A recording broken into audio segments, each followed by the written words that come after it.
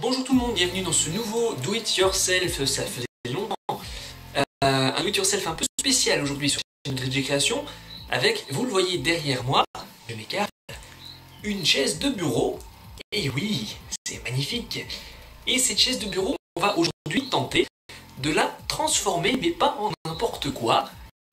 Nous allons tenter de transformer cette chaise de bureau, sur laquelle je me suis à présent assis. Vous la voyez, elle est un peu bête. Elle ne vaut pas cause. Et nous allons tenter de la transformer en ceci. Un siège de voiture mélangé à une chaise de bureau. Qu'est-ce qu'on va en faire? Eh bien, c'est très simple. Une sorte de siège paquet de bureau. L'intérêt, c'est que ce siège est beaucoup plus confortable que cette chaise. Vous vous en doutez. Allez, on passe tout de suite à la liste du matériel nécessaire pour transformer ceci avec ceci pour en faire quelque chose de beaucoup mieux et à votre goût. C'est parti. Pour commencer, vous vous en doutez, nous allons avoir besoin d'une chaise de bureau. Un modèle basique fera largement l'affaire puisque vous allez voir, on ne va pas en conserver des masses grand chose. Nous l'avons déjà vu, nous allons avoir besoin d'un siège de voiture. Cela nécessite donc de trouver une épave de voiture qui a des sièges à donner, ou éventuellement vous pouvez acheter un siège, mais ça va vous coûter bonbon, donc je vous conseille plutôt de vous diriger vers une casse. Dans le cas présent, il s'agit d'un siège de Fiat Punto, modèle 1998, donc pas la Punto originale, pas la Grande Punto, la deuxième génération, celle qui se trouve entre les deux.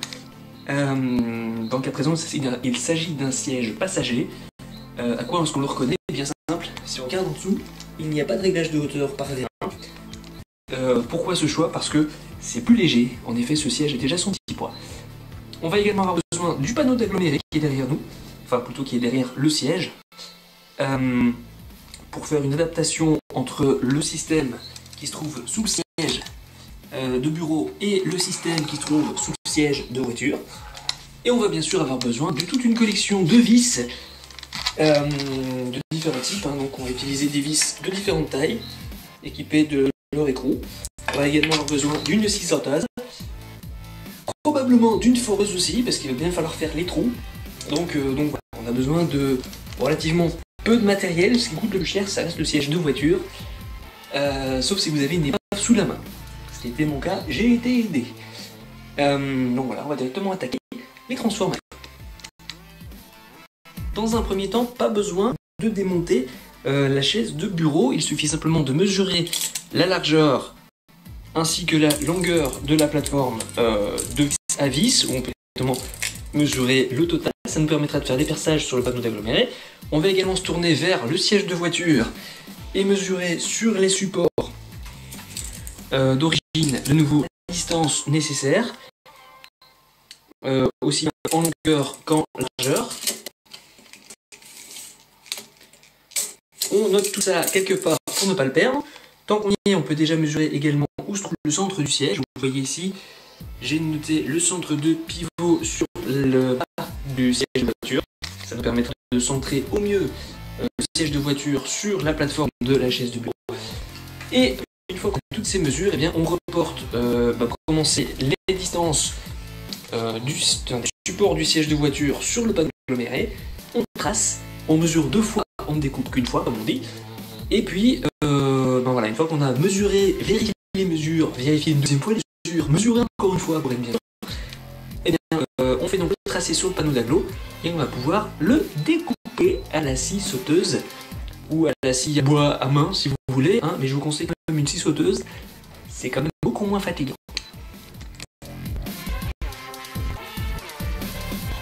Voilà, dans notre cas, nous avons donc dû réaliser un support en bois de 46 cm sur 33. Voici donc après la découpe.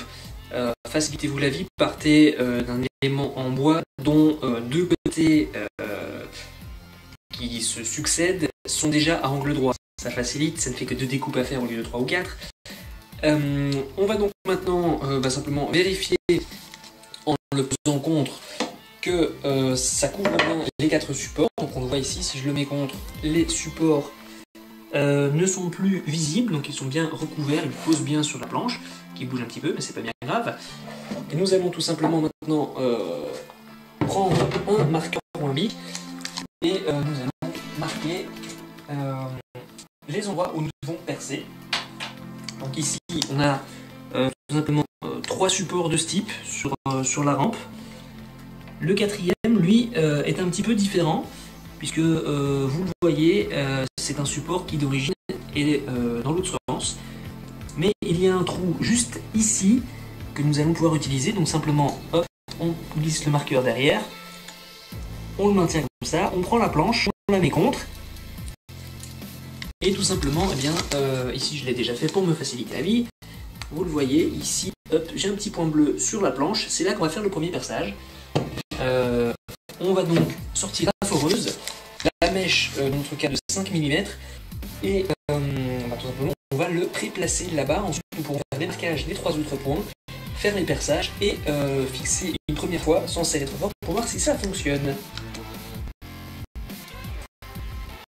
Après avoir fait le même travail sur les 4 trous de fixation entre notre plancher et notre siège de lecture, voilà à quoi ça ressemble. Alors, ici évidemment c'est pas vraiment serré, vous voyez j'arrive à faire tourner à la main. Ce n'est pas le but puisqu'on va devoir redémonter, mais avant, eh bien, nous allons revenir sur notre siège de bureau et nous allons tout simplement mesurer la distance entre les vis de fixation entre la plateforme et le coussin, aussi bien au niveau de la longueur que de la largeur de la base, et nous allons reporter cela sur la planche par rapport au point de pivot. Alors le point de pivot, comment je l'ai déterminé? Eh bien, tout simplement en me basant sur les réglages du siège. Donc sur le modèle de siège, lorsque les glissières sont prêtes alignées, ça signifie qu'elles sont au centre par rapport au siège. Et par rapport à l'alignement gauche-droite, on note par contre là qu'il y a une différence. En effet, si on regarde par rapport au centre du siège, qui est donc l'alignement ici, eh bien, on remarque que cette charnière-ci, enfin ce coulissant-ci est plus proche du centre que celui de l'autre côté. Donc du coup, bien, vous voyez, je me suis aligné tout simplement par rapport au siège. J'ai tracé la ligne qui continue jusque dans le fond de notre planche. Ça me permet déjà d'avoir le point de pivot par rapport à l'axe gauche-droite.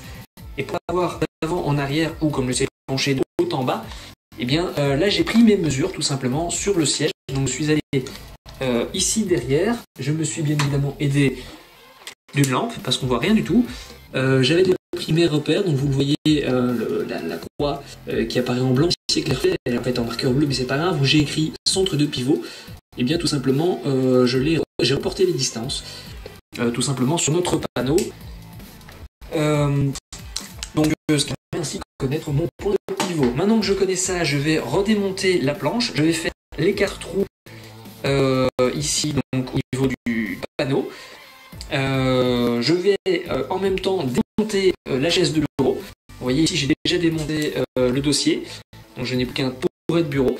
Je vais donc démonter le coussin et je vais tout simplement m'assurer que les reports que j'ai faits sont corrects sur la planche avant de faire les trous. Puis nous allons pouvoir fixer le coup. Une fois que c'est fait, que les perçages sont faits également, voici le résultat. Donc bon, ouais, au niveau des vérifications, j'étais globalement assez proche quand même, hein. Mais il faut quand même toujours bien vérifier. Donc vous voyez que j'ai allongé droite passant par le centre, de façon à bien me rendre compte du centrage. Ensuite, bien tout simplement, en plaçant la base du siège de bureau et en le centrant correctement, eh bien, on obtient donc les emplacements où faire les perçages.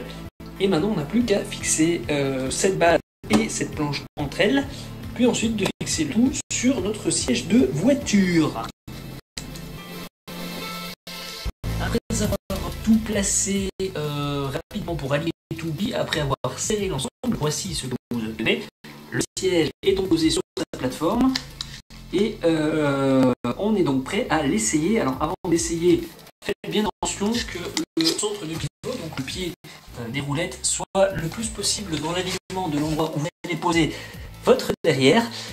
Donc asseyez-vous prudemment, regardez bien l'équilibre global du siège, et puis grâce à la barre de réglage d'origine du siège de la voiture, eh bien, tentez d'aligner le point de pivot en avant ou en arrière de façon à équilibrer le mieux possible le siège.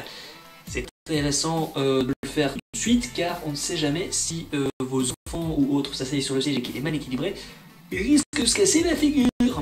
C'est vous d'ailleurs. Hein. Donc voilà, il vaut mieux bien se méfier de ce côté-là. Donc c'est ce que je vais faire maintenant. Je vais donc régler le point de pivot. Et ensuite,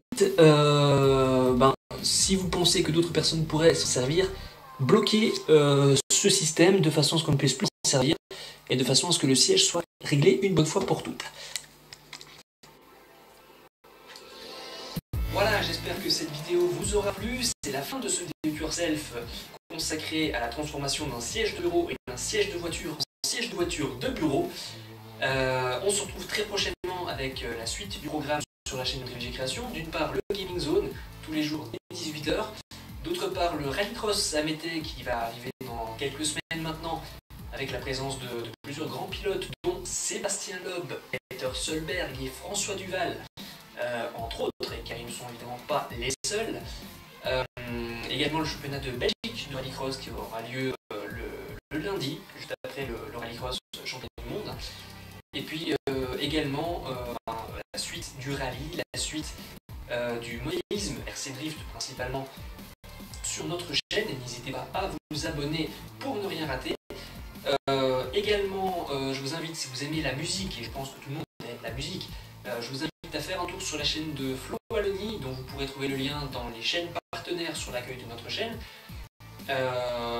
Chaîne de Flo Wallonie, vous pourrez trouver non seulement leurs propres délires musicaux, puisqu'on rappelle qu'il s'agit d'une équipe qui animait une émission radio il y a quelques temps, ils font encore de temps en temps des petits one-shot d'ailleurs, et d'autre part des playlists de musique pop au sens large, avec du Goldman, avec du Maître Gims, du Orelsan, Big Flo et Oli qui ont fait leur apparition dans leur playlist il y a quelques semaines maintenant. Bref, il y a un petit peu de tout pour tous les goûts, donc de la variété française, de l'électro, du rap, du R&B. Ils sont vraiment assez variés, il y a aussi du rock d'ailleurs, je pense, de l'électroc, un peu de K-pop, un peu de musique japonaise également, il y a vraiment de tout. Et vous pouvez faire vos propositions d'ailleurs, ils ajouteront des playlists ou ils ajouteront des titres dans des playlists déjà existantes en fonction de vos demandes. Donc voilà, je pense avoir fait le tour. Je passe un big up à Gregorovic et je rappelle que si vous n'êtes pas sûr de votre coup, il existe ce genre de siège dans les magasins spécialisés, les magasins d'automobiles, entre autres chez Sparco. Et puis pour ceux qui souhaitent être assis un peu plus bas mais qui veulent le faire eux-mêmes, vous n'êtes pas obligé de partir d'un siège de voiture traditionnel, vous pouvez également partir d'un siège baquet par exemple, soit un siège baquet avec un rose Sparco plus ou moins universel, soit un siège baquet issu d'une voiture de sport. Mais pour ça il faut trouver une voiture de sport écrasée à la casse qui est prête à vous faire don d'un de ces sièges. Idée aussi peut-être ceux qui veulent s'asseoir en famille devant l'ordinateur, une banquette arrière de bureau. Il suffira dans ce cas-là de partir de 2 ou 3 bases de chaises de bureau traditionnelles de façon à équilibrer le poids sur plusieurs essieux de roues entre guillemets. C'est à vous de voir. Allez, on se quitte ici, on se redit donc à très bientôt pour la suite du programme Do It Yourself et on se retrouve dès 18 h avec la suite du Gaming Zone. Ciao, bye bye, merci de nous avoir regardé. Salut, yo.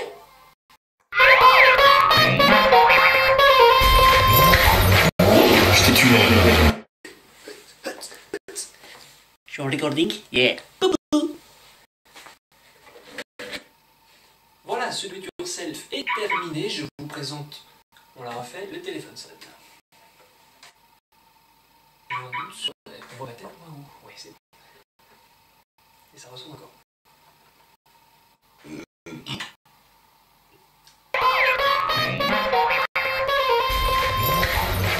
Je t'ai tué.